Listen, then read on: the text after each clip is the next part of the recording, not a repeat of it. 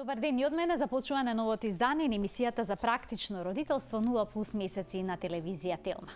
Се повеќе деца развиваат нетолеранција кон некој вид на храна, а понекогаш страдаат и од алергија на прехранбени продукти. Како родителите да ги препознаат знаците за навремено да реагираат и да спречат понатамошни тегоби и компликации кај своите деца? Најдобар одговор на оваа тема денеска ќе добиеме од професор доктор Стефка Груевска, педиатриски гастроентерохепатолог. Добре ни дојдовте. Добре ве најдов и благодарам на поканата. Порано кога се зборуваше за нетолеранција на храна, некако тоа беше поврзано со млекото и млечните производи, но денеска листата е многу поширока, опфаќа многу повеќе продукти. Тука е и глутенот, ќе се осврнеме посебно на нетолеранцијата на глутенот, но би сакала еве за почеток зошто се јавува толку често нетолеранција на храна и тоа во детска возраст. Па веројатно нетолеранцијата кон храна од секогаш постои. До сега почесто мислиме на таа кондиција, порано повеќе се мислело дека се должи на некоја вирусна, бактериска инфекција, на некое труење со храна.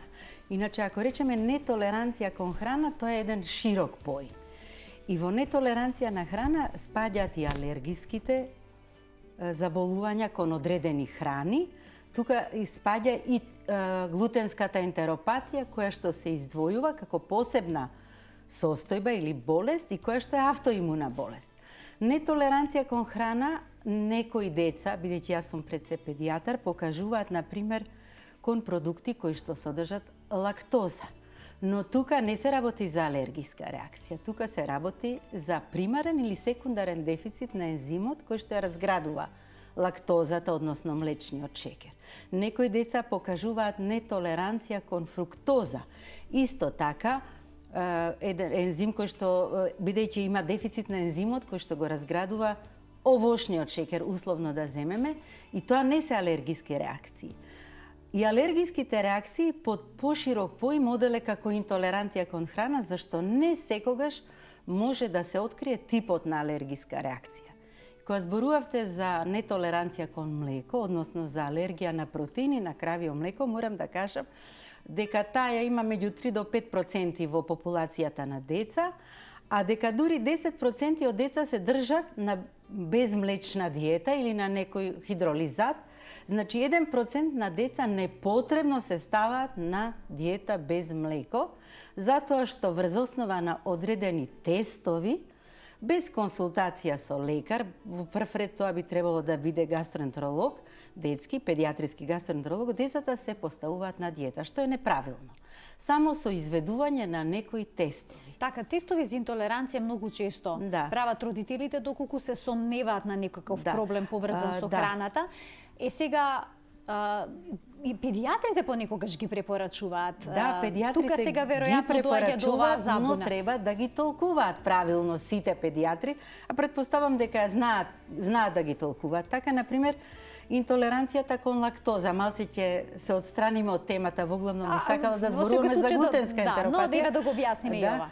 Интолеранцијата кон лактоза може да биде примарна и секундарна. Примарна или права, примарна, која се манифестира веднаш по раѓањето, се манифестира со жестоки проливи, ацидоза, тешка дехидратација и практично, ако не се препознае веднаш, овие деца фатално завршуваат во неонаталниот период. И таа е извонредно ретка.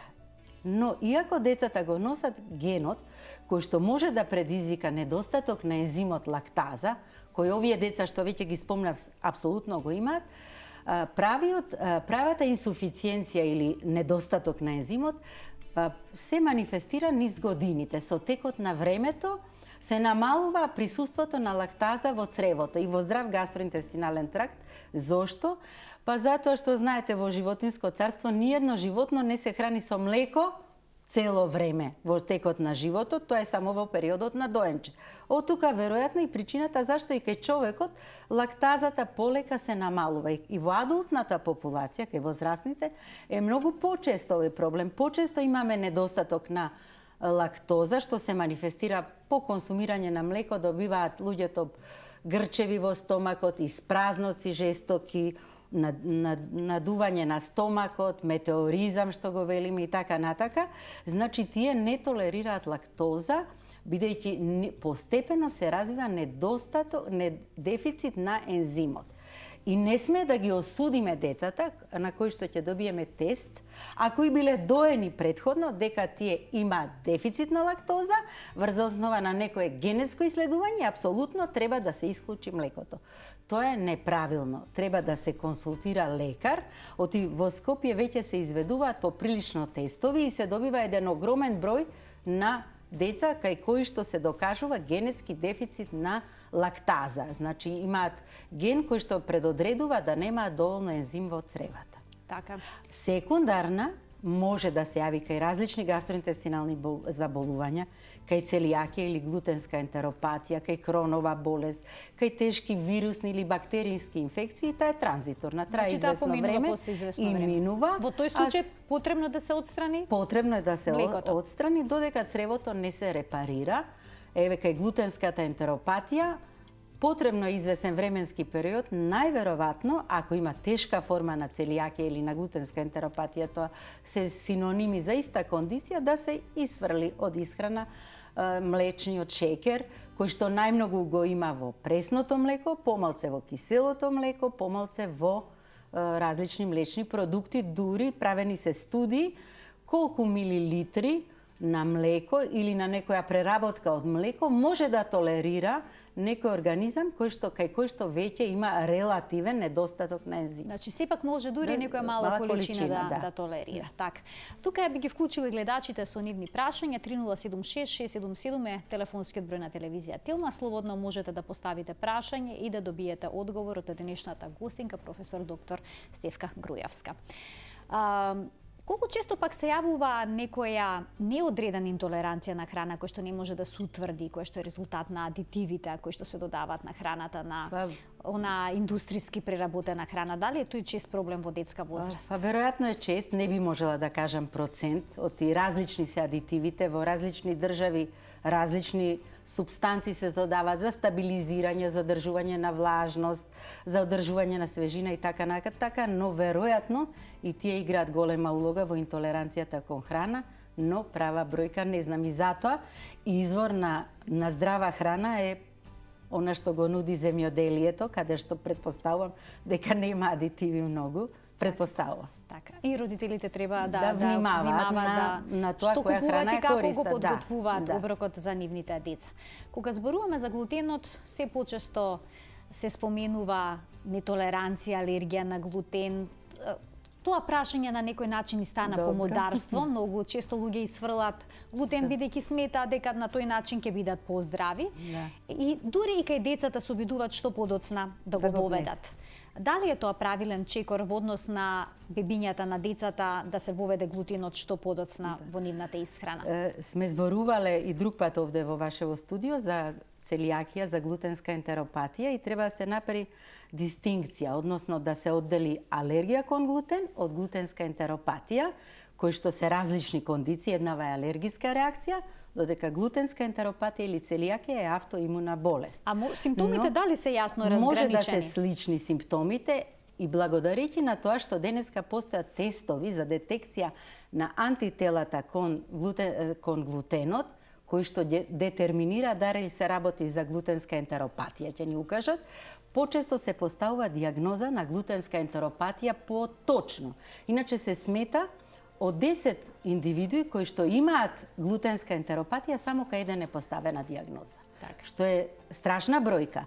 Има податоци во литература дека е ова најчеста автоимуна болест, глутенска ентеропатија, дека боледуваат од прилика меѓу 1 и 2% од општата популација на земјата, на целава земја, од целиот свет. Има податоци дека е негдека 1 на 300 луѓе, некаде 1 на 1000, значи зашто има разлика во инциденцата и преваленцата? Затоа што многу е шаренолика клиничката слика и многу тешко ќе се постави диагноза, понекогаш се потребни години. Порано имаше предпоставка, односно имаше догма дека таа се јавува во рана детска возраст и поминува, што не е точно. Глутенската ентеропатија својата типична клиничка слика има во раната возраст, но нетолеранцијата на глутен останува за цел живот. Односно, безглутенската диета треба да се спроведува во целиот живот. За разлика од тоа, алергијата кон глутен или кон пченица може да се пројави во било кој период од животот. Потребно е да се спроведува диета без глутен исто така, но таа е алергиска реакција за разлика од интолеранцијата кон глутен, која е имунолошка реакција и понекогаш ќе биде транзиторна, алергијата ќе се надмине и луѓето после тоа може да консумираат глутен. Имаме гледач на линија, да го вклучиме со прашање. Добар ден, повелете. Ало, добар ден, поздрав до вас во студиото. Благодарам. Ме слушате? Да, секако ве слушаме, да. Вака, имам бебе, 4 месеци. Значи, бебчето од па скоро и 1 месец кога беше, значи цело време има течна, зеленкаста столица која е многу лошо мириса. Ние 2 пати правевме копрокултура, испитувавме вируси во фецес, не знам точно сега што испитувавме, има наоди хематичната, меѓутоа не се покажа ништо во тие брисови. Ми спомна матичната сега последно дека можеби е интолеранција на лактоза. Па сега сакам да прашам докторката дали може вака без да направиме испитувања да ни каже кои други симптоми може да ги има. Бебето, значи цица, само има 2 дохрани со адаптирано млеко и имаме приметено дека после испивање на шишенцето, односно на адаптираното млеко, оно тогаш ја добива нагон за празнење на цревата. За празнење, да. Так.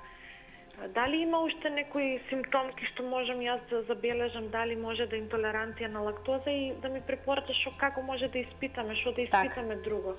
Ви благодарам што се јавиште. Па, може би се работи, но тешко е да се каже вака со телефонски разговор. Најдобро е детето да се однесе на лекар.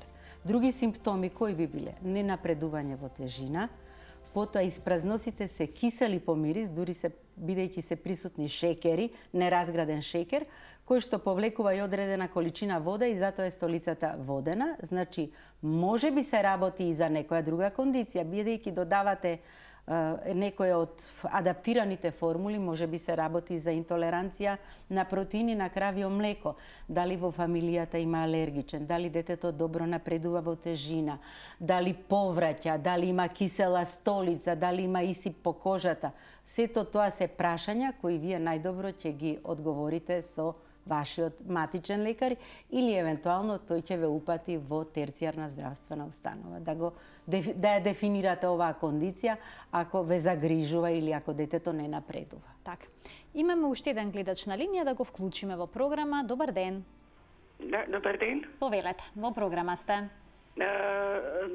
Добар ден, јас сум мајка на 2 деца, имам докажано генетска интолеранција на лактоза.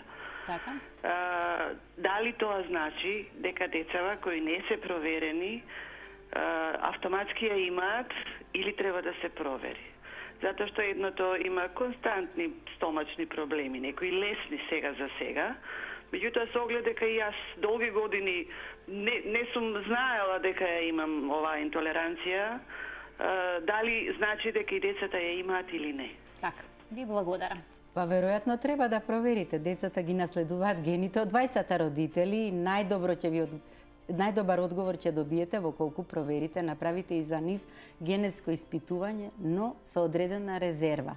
Да не се работи за секундарна интолеранција, евентуално која има во позадината некоја друга кондиција. Така, колку често се јавува таа секундарна нетолеранција? Па не би можела да кажам, оти може да се јави кај глутенска ентеропатија, после ротавирус, после бактериска, тешка бактериска инфекција, кај кронова болест. И така натака, многу често може да се јави секундарна интолеранција кон лактоза. Веќе зборуваме за безглутенска, односно сега ќе дојдеме до безглутенската исхрана, односно за пациентите кои што имаат нетолеранција и алергија на глутен. Споменавте дека тука има сега тестови генетски кои што може да утврдат оваа состојба.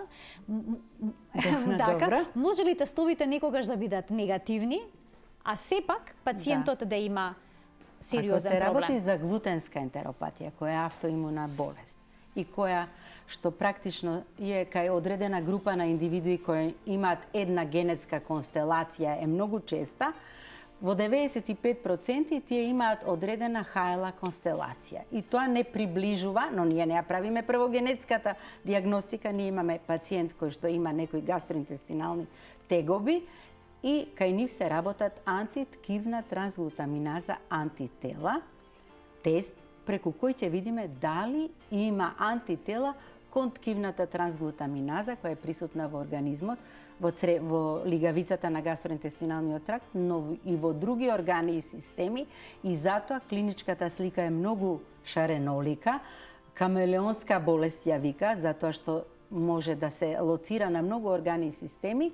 Ако откриеме антитела, тогаш се прави тенкоцревна биопсија, зашто цревната лигавица ќе ги има типичните промени, но понекогаш, но ретко, болните немаат антитела, а ја имаат болеста. Она што ме прашавте, но ова важи само за глутенска ентеропатија. Пациентите кои имаат алергија кон глутен немаат антитела кон ткивната трансглутаминаза. Ако треба да се направат тестирањата, ако пациентот има некои симптоми, прво да се направат испитувања, после да се стави на безглутенска диета пациентот, зашто со време, ако пациентот држи безглутенска диета, ќе ги снема антителата и ќе добиеме лажно негативен резултат, кој што се должи на држењето на диета, а пациентот ќе добие представа дека нема глутенска ентеропатија, ќе ја прекине диетата, може да се случи после, односно сигурно ќе се случи болеста, ќе се врати, но ќе се врати можеби на друг орган и систем. Например, може да развие автоимун хепатит, тироидит, потоа да чувствува малаксалост, да има остеопенија, остеопороза, потоа да има епилепсија, мигрена, има промени во централниот нервен систем, ви реков, камелеонска болест. Ние практично ги гледаме пациентите на врвот од сантата лед. Она што е под сант, под вода, ние не го диагностицираме затоа што не мислиме. Една анемија која што се провлекува низ животот и покрај тоа што даваме терапија, не се лекува. Треба да ни побуди сомнение дека можеби се работи за глутенска ентеропатија. Не се ресорбира железото. Една остеопенија, калциумот трпи, не се ресорбира, иако сме давале доволна доза Д витамин. Значи треба да помислиме дека еден хепатит долготраен, хроничен, чие презиме не го знаеме, односно не знаеме што го причинило, треба да помислиме на оваа кондиција, зашто за среќа, иако е најчеста, лекот ни е во раце. Го имаме. Имаме гледачи на линија, да ги вклучиме со прашања. Добар ден. Добар ден. Повелете. Вака, имам 35 години, до пред 4 месеци ми е констатирана целијакија со биопсија на клиника. Прашањето ми е за докторката е педијатар, дали би можела да ми каже дали јас смеам да бидам околу леп, например, да работам во пекара или нешто слично со тоа. И имам 3 дечиња, па дали би може да постои шанса и они да се болни исто од целијакија, дали да направам алергија на пченица или да им направам генетски испитувања на сите 3. Пошто они немаат никакви симптоми, ама јас се плашам да не... Така, да не наследат. Да не наследат. Благодарам. Па не е препорачливо да работите таму кај што има глутен, зашто вие во прашината, во воздухот има глутен, а се знае во пикограм е изразен процентот кој што може да го внесат пациенти што имаат глутенска ентеропатија, а при тоа да почнат да манифестираат болест. И ако држите диета, а работите во таа средина, има известен ризик. Што се однесува до децата, знаете, не е вообичаено во светот да се прават генетски анализи, треба да барате антитела кај децата и најчесто, ако има еден диагностициран со целијакија, кај неговите роднини, кај неговите прв ред, втор ред, се бараат останатите пациенти кои што може да имаат и тиха болест, која што нема жестоки клинички манифестации, како што веројатно вие сте имале, бидејќи на 34 години ви е диагностицирана болеста, но треба да ги испитате и вашите деца, независно од тоа што немаат никакви симптоми. А што се однесува до генетските испитувања, ако сте ги правеле кај вас, веројатно пола од вашите гени децата ги носат, односно пола од тој ХЛА антиген кој што е одговорен за настанување на оваа кондиција. Имам уште еден гледач на линија, да го вклучиме. Добар ден. Ало, добар ден. Повелете. Поздрав до емисијата, до гостинката. Ви благодарам. Да прашам, ќерка ми е 1 година. Пред неполни 2 недели пробавме и дадовме кравио млеко тетрапак. Детево одма, значи немаше 5 минути од кога дадовме, многу малку, значи дали имаше и 30 минути, многу минимално, и се нафрала во очите цела отече. Значи црвена беше скроз околу очите, не можеше да гледа. Не пратија во болница, ни дадоа 2 инекции, после тоа нели до другиот ден се смери отокот те. И сега матичнава ни вика дека алерготестови не можат да се правеле до 3 години. Не знам, значи, и пробавме после тоа со јогурче, со сиренце, со таква работа, ама тогаш само околу устата се нафрлува. Значи не отекува, само околу устата. Сега можно ли е да е, ето што викам, докторката на протеин или на лактоза, дали може она 1 година и 1 месец? Дали може на тоа да се утврди на алерготестовите, дали се работи за алергија или само на протеинот или на лактозата што кажа докторката? Сега ќе добиете одговор. Ви благодарам што се јавивте. Ова е типична клиничка слика на алергија на протеини на кравио млеко манифестирало вашето дете, и тоа брз тип на алергиска реакција која што може да биде животозагрозувачки или со имуноглобулин Е управуван. И не е пожелно да правите никакви тестови. Прво, заради тоа што го излажувате директно детето на антигенот кој што му направила алергиска реакција, а второ, затоа што е многу мало и овие алерготестови, што се многу модерни кај нас, не се изведуваат до 3 години, немаат значење. Значи, најважна е клиничката слика. Кога се сомневаме за алергија, и вториот, и трет пат кога сте се обиделе, имало исип околу устата, и тоа е пак тип 1 алергиска реакција. И се работи за алергија на протеините на кравиото млеко, а не на лактозата. Лактозата е шекер. Во колку го нема ензимот, тогаш или ако е оштетена цревната лигавица од некоја претходна болест, тогаш нема да толерира лактоза, но нема да биде толку жестока клиничката слика, нема да има исип кој е типично алергиски.